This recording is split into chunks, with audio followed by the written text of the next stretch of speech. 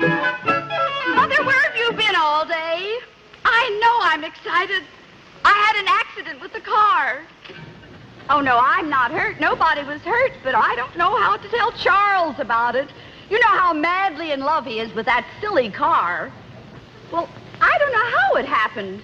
I was driving down Elm Street, and I passed by Flora's millinery shop, you know, and I noticed that she had an Empress Eugenie hat in the window. And I thought to myself, are those things coming back, you know?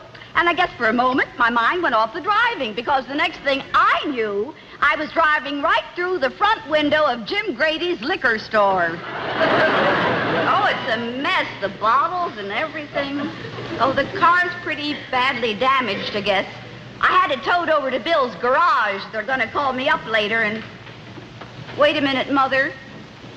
I hear Charles. I'll call you back, yeah. Oh, hello, darling. How are you? How are you, dear, dear boy? How are you, sweetheart? How are you, dear, dear, dear boy? How are you? How are you? How is Mother's dear boy? How are you? Miserable. A miserable day down at the office. Took inventory. I don't mind mistakes. These men were careless.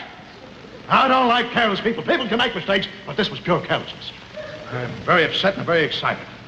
I don't think I'll have dinner, dear. I think I'll just take the car and go out and take a drive and relax. No. Sit down, darling, and relax. Eat. You'll feel much better if you eat. Yeah, maybe Put something on your stomach. that will be better.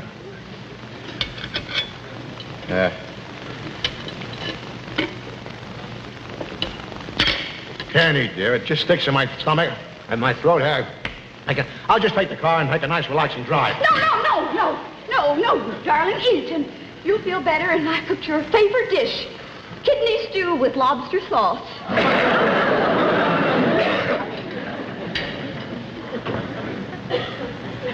Poor Jim Grady.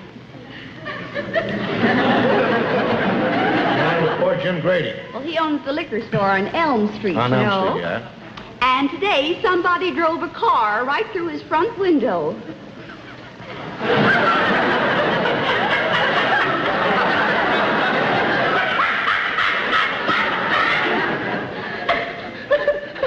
I bet you was a woman driver. You know, I don't blame her so much as the crazy husband that let her drive.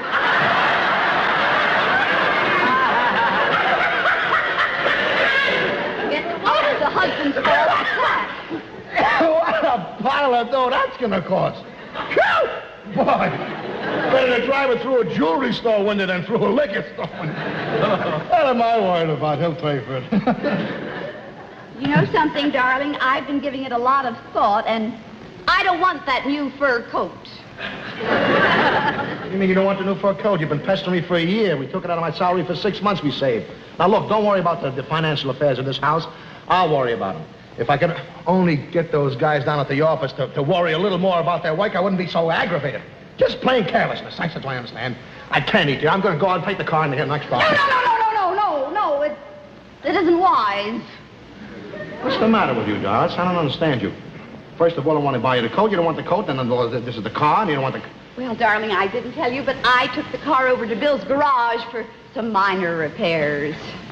It's funny. I just took it in for a 1,000-mile checker.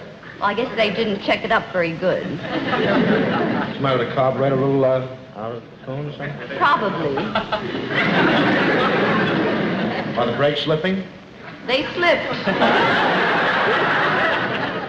Well, the windshield is, There's no windshield. Are the wheels sort of out of line or something? They're all kind of out of line. As a matter of fact, the whole car sort of curves, you know.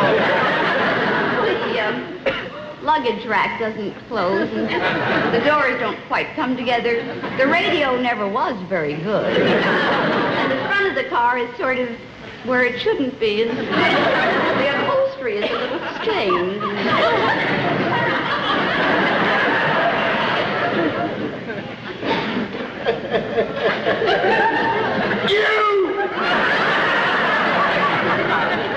You drove the car through the liquor store window!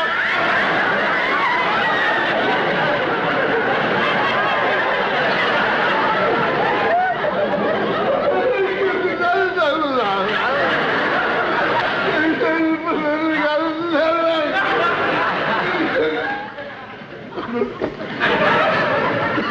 Grady was quite nice about it. He wasn't nearly as mad as Doc Fletcher. Who's Doc Fletcher?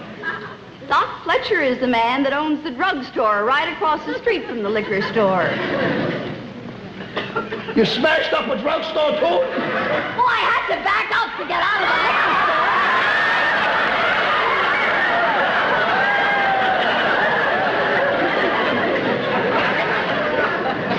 After all, it was just an accident. It could have happened to anybody. Nobody's perfect. Well, you were perfect in this. 2 shots in 1. Crazy husband.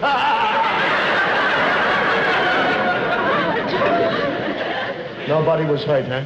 Nobody was hurt, just inanimate objects. Well, then, it's only a matter of money. Money! Well, pretty lucky, though. Lucky I reminded you to send the check to the insurance company to renew the policy.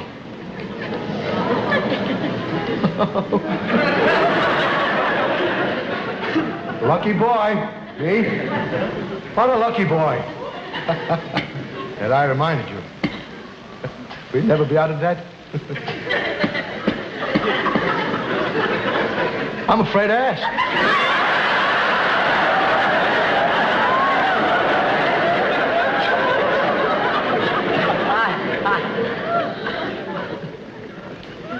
Dear, no. Dear, did you